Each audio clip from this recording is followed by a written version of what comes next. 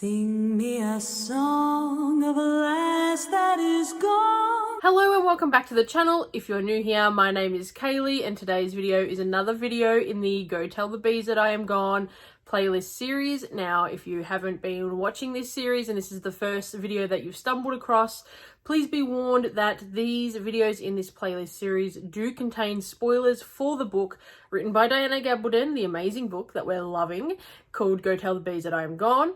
We're up to chapter 48, so it's probably not the best one to even start in this series. Go back at the very beginning if you want to recap each chapter along with us.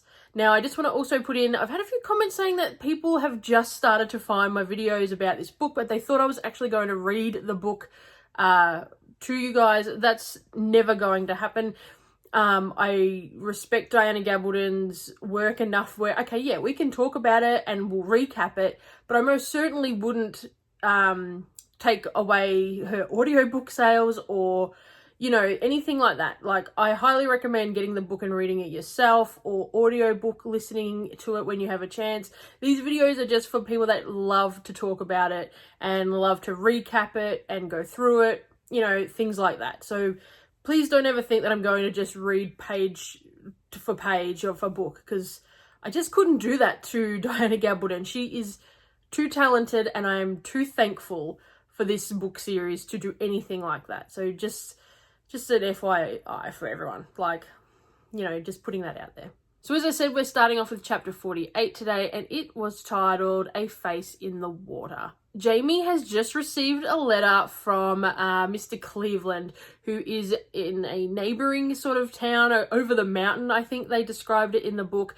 And they're basically saying that they are forming their own militias, and, you know, there are lots of talks about militias happening throughout the next, wow, couple of chapters. It's very alarming. They're all very, very close, and we are very most certainly on the brink of just, it's happening.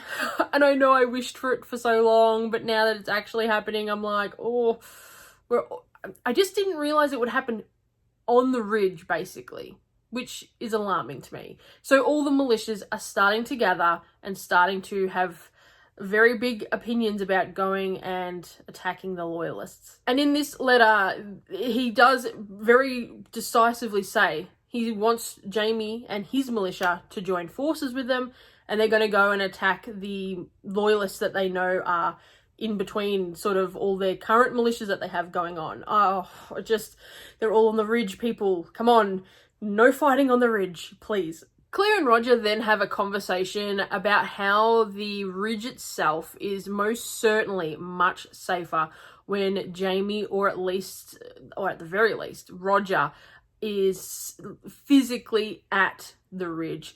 It stamps the notion of this is our territory, do not attack, and the fact that they are physically there is really deterring people from coming in and really causing too much alarms or mischief or anything. The fact that they're there because they're such dominant forces, especially Jamie. We all know he's like the most dominant force. Anyone sort of, if you're going to go up against Jamie, you need to have an army and be ready for battle. So the fact that whenever they have to leave for whatever reason, or if they need to wander off, you know, it's going to leave the ridge really, really vulnerable. They also talk about the lodge and what's happening at the lodge. Now, they don't go into too much detail because obviously the lodge is very secretive and they all take that very importantly, Roger and all the men and all that sort of stuff. But Roger does tell Claire that the loyalists have stopped going to the lodge, and they, you know, there's a decent number of them. There was 20 of them that have actually stopped going and are now going to meetings at Captain Cunningham's house. This alarms me immensely because, I mean, it's going to happen. It's definitely going to be, Captain Cunningham is going to come forth with these loyalists, you know, and they're so close. They live on the ridge. Like, the divide is most certainly happening. There was lots of letters actually arriving on the ridge of this chapter, and Roger also received his very own letter from, I can't remember the father's or the priest's name. And I'm not good with this part, but saying that he is now going to be nearby or in the upcoming town, and he is more than happy to ornate Roger, or ornate, I think that's how, look, I'm not very good with the religious aspects, but he is, he's there, he's willing to do it if he can get there, and it would be best if Roger went and spoke to some of the other people so that he had more blessings and things like that. So Roger's definitely going down the path, and he's most certainly going, well, we think this time around he's definitely going to become an ordained minister, and that's sort of definitely in Roger's mind throughout this chapter. Something else I loved about Roger in this chapter is that he went and told the bees. Now we know that Claire has continuously talked to the bees throughout this book, obviously the title of the book, but I absolutely loved that Roger has gone to the bees and is telling them about his letter and how he's about to be able to go and get ordained and all that sort of stuff. And he makes mention that, well, Claire tells me that I should talk to you, and she tells you lots of things, and I just found that really fascinating that they're continuing it, and it's not just Claire that is talking to the bees. There's going to be some sort of, I don't want to say revolution about this title, but I just feel something bad is going to happen, and somebody's going to tell the bees, and that's going to be their outlet, or they're going to lose their significant other, or they're going to lose somebody, and we're going to have this moment of that person that's left telling them. These are all the little thoughts that I've had in my mind, and it's driving me nuts. Maybe I'm reading too much into it, but I really feel like having Claire physically talk to the bees, having Roger physically talking to the bees, it's leading up to something. It just has to be leading up to something, I think. Something that absolutely broke my heart in this chapter was Fanny was sitting on the riverbank with Cyrus. Now, I don't know why, but my brain just would not allow me to remember where Cyrus fits in, or who he belongs to, or how he's sort of come about to be here. So for all of us that have read the book and are rereading, can you put it in the comments about Cyrus? Because I know I actually read this chapter and listened to it in the audiobook, and both times I don't know, I skimmed over how he came into it. Anyway, please put it below. But they're sitting on the riverbank, and it's quite obvious that Fanny is at least very trusting of Cyrus, or has I don't want to say feelings for Cyrus, but they're definitely getting along, because she has brought out her drawing of Jane to show him, and unfortunately the picture, it slips into the river. Now Cyrus makes a deep dive for this painting, so he obviously is reciprocating whatever feelings are going on, like it's a mutual thing happening here. Unfortunately, it does get a little bit damaged. It's not completely damaged, but of course it sends Fanny into just a whirlwind of emotion, which this poor girl, she keeps getting like little kicks in the guts. It's like, come on, you poor little thing. Anyway, she, hell breaks loose over the fact that this drawing of Jane, one of her last possessions, has been damaged, and that it just broke my heart to see that. But Roger comes to the rescue, and even throughout he sort of says, I had this instinct to call a Frasier, call Jamie, call Claire, but he didn't. He took the initiative, and he went and talked to Brie, who helped sort of calm Fanny down, and they came to a pretty cool resolution about the whole thing. So Brie, as we know, is uber talented. Like, she is one of the most inspiring characters, for the simple fact that she's just so like, get in there, get it done, just smart, I just love Brie. She's at first I really didn't. When she was younger in the earlier books, I could not stand Brie. I was like everybody. Just that initial reaction to everything, it didn't sit well. But now, as a woman and as a mother, her character has evolved so much, and she's just really proving how valuable she is to the entire situation. So she devises that she is going to be able to transfer what's left of the image on the sort of half-destroyed picture onto new paper. We know Brie is a sort of like, she's the engineer, but she really does just she brings in so many key points from the future to help in tricky situations that I just love her. I love her and her, what's a good word, her gumption? I don't know. I just love the way Brie is fitting into this book. It's probably my favourite Brie book moments actually are in this book. Chapter 49 was titled Your Friend Always, and it is a letter from Brie to Lord John Grey. Now in this letter, Brie is basically just saying how yes, she is accepting that she would love to come and paint this portrait, that she will most certainly be taking her family, and that she would definitely be loving to have the safe passage, and whatever Lord John is going to be able to arrange, could it start to be arranged now, as she'd like to be there by September. So it was all very official, very, very short, tiny chapter. It was literally just the letter. And it basically said everything that we knew, but it was being confirmed to Lord John that, yep, I'm coming. I can't wait to see you. And this is what I'm very excited about. I'm very, very excited to see Brie and Lord John Grey reunite. And maybe with William still floating around Lord John Grey's house, hopefully she will get to reunite with William. And I don't know, I mean, it's going to cause drama. We know William, that's going to be drama, but I think it's going to make for some interesting reading. Chapter 50 was titled Sunday Dinner at Salem. Now this chapter is a couple of weeks, or not so much weeks, but we need to remember that the time is most certainly moving at a decent pace in this book, I've noticed. So every now and then we have weeks, whatever. We're currently now packing up Roger is currently now packing up his cart and their belongings to go off on this grand adventure to finally go back to Lord John Grey and for Brie to paint the portrait. So obviously we know that there's some smuggling going on here, and you know, it's going to be a dangerous time, but obviously Jamie has faith in Lord John sending these people, or whoever he's sending, to look after them, because I mean, he wouldn't send them. He wouldn't allow them to go if he didn't think that it was going to be safe for them. But they're packing up, and it's all discussions with Roger at this point, Jamie and Roger, as they're packing up food and items onto the cart. Now, Jamie does warn Roger that Charleston is where Fergus is, and not to forget that Fergus now has 5 children of his own to look after. So he's not taking as many risks as what he used to. He's not that young, just run-of-the-mill sort of kid that's going to jump in and do all the dangerous stuff. And I do forget things like that. Like Fergus has lots of kids and lots of responsibilities, and because he's not in the Ridge, I do forget about him every now and then. I'm like, oh yeah, Fergus.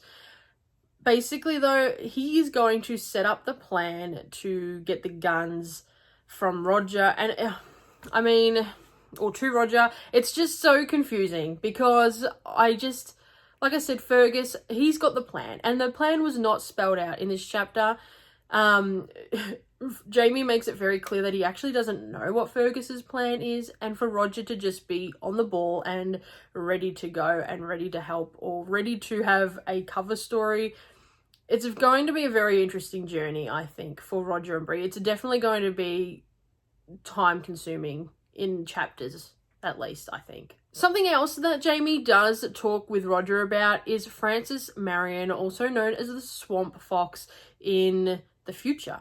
So this character is written in Frank Randall's book and is someone that Jamie has now obviously read about and knows about. And Jamie specifically knows that he will be there in October where Brie and Roger are going. So he has asked Roger to sort of find a way to actually have a conversation with him and ask him, you know, what's the best way to lend a militia?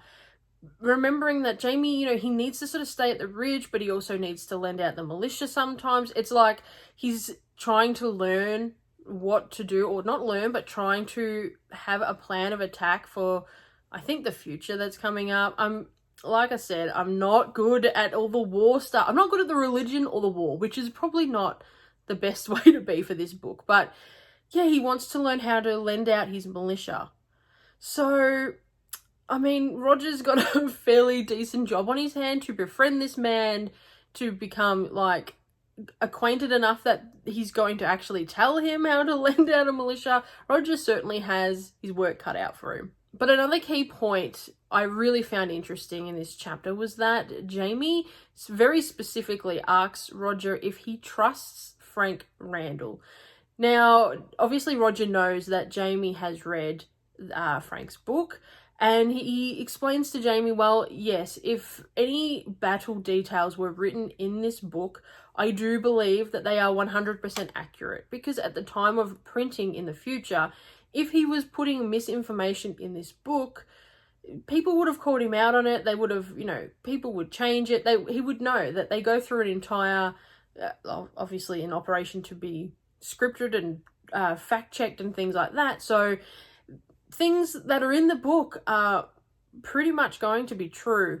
I found it really interesting, though, that Jamie is now having doubts. Well, not now having doubts, but having openly discussed doubts about Frank Randall and his book. And then, right near the end of this chapter, Roger just blurts out that he thinks Brie is pregnant, and that blew my mind. Because it's like, what? Is that how we get it? Is Brie pregnant? Did I miss something? Like, did I miss key points from Brie to say that she's pregnant? But then I kept reading. Chapter 51 is titled Wheels Within Wheels. And as I said, we just left a fairly decent cliffhanger on Roger thinking that Brie could be pregnant. Now that blew my mind. Because I really thought I've missed something hardcore here to miss that signal. But the chapter starts with Roger and Brie sitting on the side of the road attempting to fix the broken wagon wheel as they're on their journey. So they have taken off, they've gone. And this wheel is somewhere down in the river, which is right next to the road. Brie has sent the kids up the top to sort of look for firewood and keep them out of harm's way, while Roger is dunking into the river to retrieve the wheel that has come off so she can then fix it. Now, throughout this entire thing, though, Brie is sitting there counting her breaths and just analysing her breathing. Her whole thought process is on her breathing and keeping it in check. I think this is going to be some turmoil for Brie throughout the whole book, and not so much the heart condition that she has herself, but the fact that she is going to fixate on it and stress about it and worry about it. And that was definitely confirmed a little bit in this chapter. Of course, Roger notices that there's something wrong with Brie, and the fact that she is like trying to count her breath and count her rhythm, and she seems stressed in the fact that she can feel the flutter just on the verge of happening. And he does say to her, "What's going on? What's happening here? Like, what? Tell me." And Brie does say, "Well, I do have something to tell you." And Roger blurts out, "Oh my God, Brie, are you pregnant? I'm so happy." This sends Brie she's not happy about the fact that Roger has just said that. And he realizes straight away and instantly apologizes. They obviously talk it out because that's what this couple does, which is what I love. And Brie says to Roger, well, I know you want kids, but like, look at everything that's going on. I'm not pregnant. I'm worried about my heart. What if it's something that I can pass on to the children? What if being pregnant makes it worse? There's just so much here that could happen, and pregnancy is just not something right now that should be on the forefront of her mind. Of course, I mean, having children in that time, knowing from the future, I mean, she's done it enough. She's been risked enough. But if they have another child, my mind will be blown. But I feel it's definitely coming, because now we're starting to talk about babies. It won't just drop. And the way that it's going to be a talking point at the very least in this book, which will just blow my mind, because it's just, I'm so worried about Brie, people. I'm really, really worried. I truly think something bad is going to happen to Brie. But then I also think, I don't think our Outlander community on YouTube or Facebook or the internet would have been able to contain themselves if Brie had died in this book. So I'm not stressed about her dying in this book, but I'm certainly stressed about her well-being in the final book, because something big is going to happen. And I'm just putting it out there now that my call is that Brie will not survive the ending of Outlander. That's my big, I don't know how or why or who or what, but I just have this feeling that Brie She's not going to survive. An aspect of this chapter that I found really, really fascinating and very smart was that Brie has done a rough sort of illustration of the Dr. Seuss book for Mandy to bring along on the journey. So I don't think the original Dr. Seuss book is currently on this wagon, but you know, a version of it is. And Roger is definitely more worried about that than Brie and the kids could be, because he's like, well, what if somebody sees it and then Dr. Seuss is printed in this time, you know? And Brie sort of says, well, you know, that has happened. Things have been created and things have started in different sections of the world simultaneously, and then there are items that were created and they're not used and then recreated later on. You know, Dr. Seuss is pretty safe. But it is something like it is, you know, it's a good point. And like, at least some people are worried about these books being just floating around in the past. Somebody's going to see them. Somebody's going to find that Frank Randall book, I'm sure of it. But I love that it's sort of brought up again. It just puts that thought back into your mind that, yeah, okay, something, you know, the Frank book, somebody's going to see a book, it's going to happen. There's also talk in this chapter about how Brie is going to paint Jane's picture for Fanny again, because, well, she's literally going to paint a portrait and she's going to be given the most fantastic art supplies. So she's going to repaint it additionally for Fanny so that she has another version of it. Obviously, Fanny was not going to give up the mended picture of Jane, so Brie has drawn a rough sketch of the original and is now going to try and recreate that. This is what I mean. They're just so loving and caring for Fanny. It melts my heart.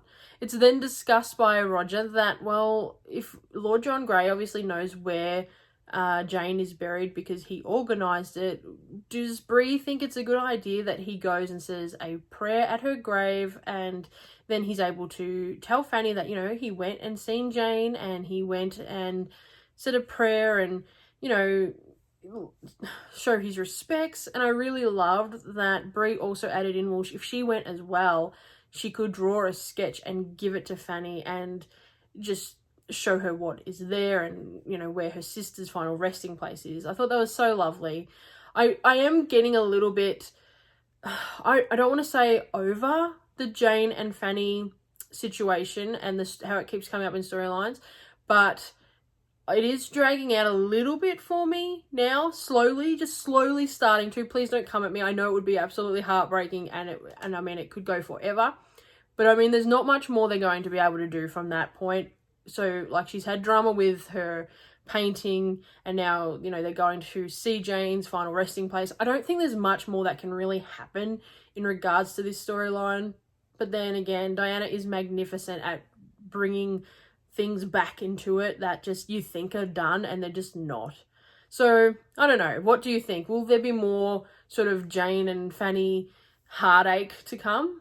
What do we think? Chapter 52 is titled Ripe for the Harvest. Now, in this chapter, Jamie has received another letter from Benjamin Cleveland in regards to his militia coming along and joining in the, I don't want to say fight, but joining in the attack of the loyalists. So Jamie, he's in a little bit of a situation now because he knows that he can't just leave the ridge because it'll be, it won't be defended. And he knows that if he leaves, more than likely something will happen. But he also doesn't want to write to Cleveland and say, you know, well, I can't leave because the loyalists will come and attack, just in case, you know, his name and letter is sent to the wrong person, or, you know, somebody that's not meant to see it sees it, and then he's really just, you know, he's brought back into it. And we know what happens when Jamie's name arrives on pieces of paper. It just doesn't end well for poor Jamie or Claire or anybody else associated with the Ridge. So he's really in a situation. He does come up with a genius plan though. He sends a letter and some bottles of whiskey to Cleveland to basically say, look, I am in the middle of doing my barley, and if I leave it, there's going to be no whiskey next season. Here's a couple of bottles, you know, enjoy yourselves, have fun. He doesn't say enjoy yourself, have fun, but you know what I mean. He basically sells off his position that he is, you know, if we all want whiskey this next season, I need to stay here and do the barley. And apparently that was enough, because within another couple of weeks, as we've jumped forward in the chapter, nothing has come back of it. There was no return letter. There was nobody coming and burning down the crops either. So the sort of thought process is that, well, okay, that's been an accepted form or an accepted reason for Jamie and his militia not to go and join forces with the others. But it's definitely also really noted in this chapter that Jamie is working himself to the bone. So he is obviously doing his crops, and everybody, Claire as well, you know, they're doing the crops for the barley, which was a legitimate thing that needed to happen, but also going and, you know, being with the militia and everything. Like, the poor man is working his cell, like he's going to need to have a rest soon.